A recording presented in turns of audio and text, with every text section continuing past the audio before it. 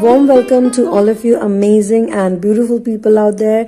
Welcome to my channel, and in this channeling session we would be talking about the divine masculine going through dream sequences or watching dreams or experiencing dreams while he is not in contact with the divine feminine and becoming totally shocked because of it. And what is happening here is that he is definitely not in the mind space, or he definitely knows that the DF is not going to accept him anymore. Because it has been a long time that he went missing. Also, he remembers what all he did to her. And whatever he did to her would have actually demoralized a person so much that they would not have ever gotten the courage to step out in the world again and, do their own things that they loved. But unfortunately or fortunately, in whatever way you see it, unfortunately for him and fortunately for the divine feminine, that she actually grew a lot and she became much more successful after she got totally detached from him. And when he found that out, and he was definitely keeping some kind of tab on her. Now, the divine feminines should also do that actually. They should keep a slight tab on their lovers who try to keep in touch with them. Because then they can understand, or they can see that they have grown immensely despite those broken relationships. So for whatever reason the relationship got broken up or got ended, or whatever those people said to them that, I'm leaving you because of this, or you don't deserve me because of this, or I don't want to talk to you because of this. Because obviously you all know this, that the twin flame situation is the only place where the divine feminine finds it hardest to move on. Everybody else who had also treated her badly, she moved on from them. And this is not to switch on your victim mode. This is not to say you're a victim.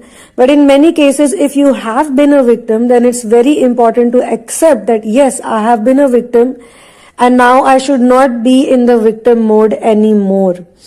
Some of the people use, like narcissistic people or borderline narcissistic people, use this victimization as a cover, as a shield, as a good way of image building that, oh look, I'm a victim, but they're not real victims.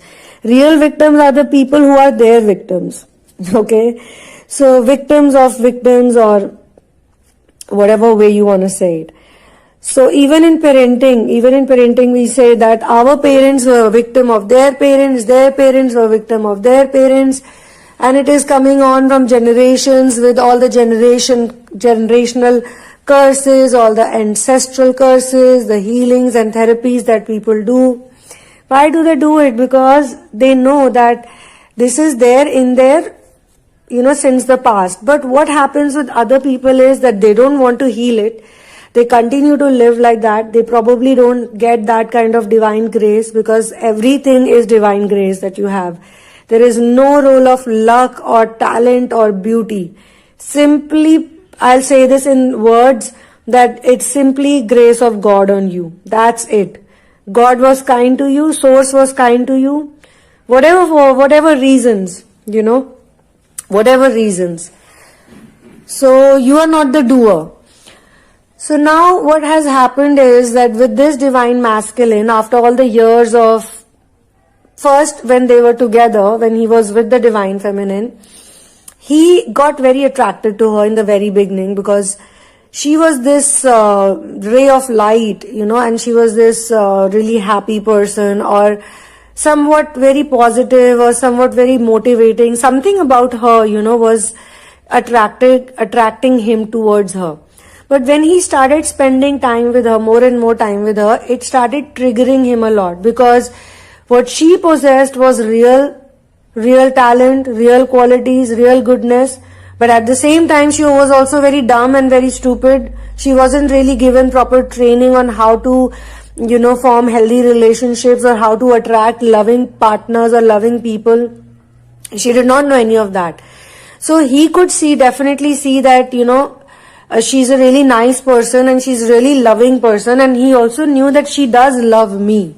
He tried, even the masculines, they do a lot of testing and trying. That's why the crisis situation becomes very difficult for the feminines. So they also do all the testing and trying and finding out. And they are very much sure that yes, she is the one who loves me for real. But they don't have any dearth of love. Divine masculines have this type of channeling. I'm not talking about all of them, but in this specific channeling, in this energy, is that whosoever these people are, they're very privileged. They're smothered with love when they were children. So they always know that we are loved. We are loved no matter what we do. Despite all the faults, despite their bad behavior, despite the bullying they would do, whatever they would do, the parents would love them. Whatever they would do, the parents have supported them. Whatever they would do, they were told that you are brilliant, you are amazing, even if they did not possess those qualities. Say, for example, academically, they were not at all good. They took a long time to finish a basic study course also. Not because they were against the education system or anything like that, just how the genuine people are. They are like, no, I don't want to do this. But still they are academically very strong, very good. These people were not academically good, they were not very talented or whatever, but the parents or whosoever were raising them, it could be grandparents also, it could be someone who has most influence in the family, would keep telling them that you are good. But that is also wrong parenting, because you must also correct the child when the child is going wrong. That way the child will keep treating people badly and they will keep thinking that I am the one who's right. The same thing happens when he met the divine feminine. He met this really nice person, but obviously not very smart with knowing who is the person who really cares for me.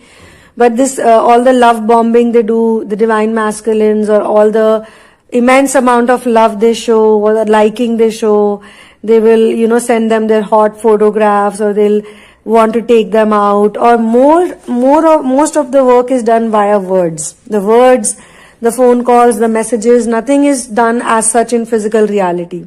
And those who do receive this in physical reality, they have the most toxic type of runner-chaser dynamic. It can happen even in one single day, 2-3 times. That type of runner-chaser. It's very frustrating. There are a lot of fights and arguments and madness in that relationship. And I'm not saying that the divine feminine is perfect and the divine masculine is imperfect and he's the one who's wrong. Obviously, when you attract something like this in your life, there are defilements you also have in your mind. You definitely have codependency issue. You're so dependent on other people for love, so dependent on other people for validation, that you just accept anything, even if it's bad behavior. So nevertheless, coming to the what happens in the future, or whatever the channeling is all about, the energy, is that over all these years, or all the time that has gone, what he was thinking, that he would demoralize the feminine, he would demotivate her, not because he's out there or intentionally like that. That is how he is programmed. Anyone who triggers him is a bad person. Anyone bad for him, not good for his personality, his image. Because even if it a single drop of anything, even if it's a joke, even if the feminine jokingly says something to the masculine, he will take big offense, he will take it very personally. So all those people, who get very personal in the comment section when something is said about the divine masculine, it's because they themselves are divine masculine energies. They themselves have those characteristics, and now because, they are in the runner-chaser dynamic in such a way that the feminine has become the runner and they are the chaser. So they have come here, they are looking around, they are searching around and this and that. Not all people replicate, or not all people exchange runner-chaser roles. Let me clarify that as well. So, but of course, when running happens, running is like you are always making a person hanging. You have always given them a hope. You've given them something to hold on to. Like you may have told them that you are always gonna be my true love. I will always wait for you. Even if things are not working out, what we shared was real. What we shared was actual thing. and the reasons they give for separation, they will make the person feel that the reasons of separation are coming through you, not through me. Now, the divine masculines change. They only change when the divine feminines get detached with them. Complete detachment when it happens. That's the only time they awaken. And that's the only time they realize their mistakes or what they have done. They should not have done it. They feel bad about it. They feel apologetic. They feel remorse. And also because the divine feminine has moved on in her life, she could be settled down with someone, she could be married with someone, she could be very happy with a soulmate, or she could be the best thing that can happen to any divine feminine. She's very settled in her mission work and living her whole life dedicated to the mission work. So he has this habit of stalking her. He has always stalked her. So because of all the stalking and because of all the news that he gets from her from various of his sources, he feels like he really made a big mistake. But he also remembers all the demoralization he did to her, all the all the demonization he did for her, like he made her look like a very bad culprit, horrible person. After making all the promises and after making her feel and believe that he is the most true love for her and he's the only one, I'm yours and you are mine, and they would make such statements. And after doing that, for a small thing, for a very small thing, for anything that they would say, they don't need a big reason. Once they get another supply, once they get another interesting thing to focus their, or they're getting all the ego massage from, they'll very quickly, because the divine feminines also are very straightforward. They're straightforward, they're very blunt, and they're very honest. So they will love him, but they will also tell him where he's wrong. They will tell him that you should not do this. This is hurting me, or this is creating a problem in our relationship, or whatever it is. So when she awakens fully, she will detach from him. She will start living her life, and she will, for the first time in her life, she will start enjoying her life. Because as long as she was with him, or as long as she was even energetically chasing him, she was a very unhappy, miserable person. When she realizes that the runner-chaser dynamic is actually in her hand as well, if she stops chasing, he will stop running. But more importantly, she should not do it because he should come back to me. She should simply do it that she should not have the label of the chaser on her forehead. That label of the chaser is a very negative label, it's like the person doesn't have any self-respect. They're just chasing people.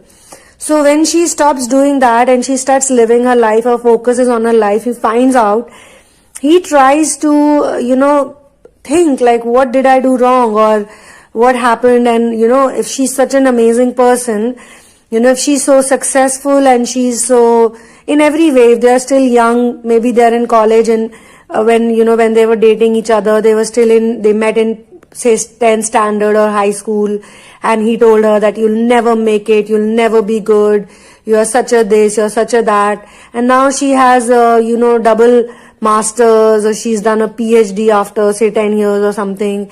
And he's realizing that whatever I told her in high school, I was so wrong about it. I literally put her down so much, like, how should I even face her? How should I face her, because I said that you'll never do anything in life. Or XYZ, there are many examples, like someone would say, you'll never find someone, who's gonna love you because you're such a mess and you're such a crap person and this and that. And then he finds out that she's in a very happy relationship. Or maybe he probably mocked her that you're doing nothing in life. You're a zero, you're unsuccessful. Who knows you? Who knows your work? You're this, you're that, you don't even have this, you don't even have that, You're giving me all this lecture about this and that, but look at you. And when after a few years, say 2 years, 3 years, 4 years, he finds out that she is doing brilliant in her life, he goes like, oh my God. Oh my God. And such a person, this is called borderline narcissism and even narcissism. When the narcissistic person is proven wrong, when they are proven wrong by their victim or by someone who used to hover around them, chase them, follow them, message them, ask them, when they see that that person is completely gone, completely gone, as in now there is no way, you know. And not only that, that they have proven them wrong. So it's not about getting, being proven wrong by 10 people or 20 people or 100 people. But that one person, who proved them wrong, it really hurts them, because that one person really has some kind of a power, because most narcissistics or borderline narcissistic people, they are able very easily to make other people believe 100% in what they think. According to them, whatever they say is absolute truth, absolute correct. There's nothing corrected thing. There's nothing wrong in what they say or what they do. Whereas this is a quality that has been seen in most divine feminines, or even if I don't use the label of divine feminine, say I use the label of people who are on ascension, people who are seekers, people who are working on themselves, people who are trying to find out, what happened to them, and they feel that there is always a scope for improvement, or ways that they can become better, and they don't want to be victims. They don't want to use the label of victim also, because that label of victim means that they are, incapable of living a content life.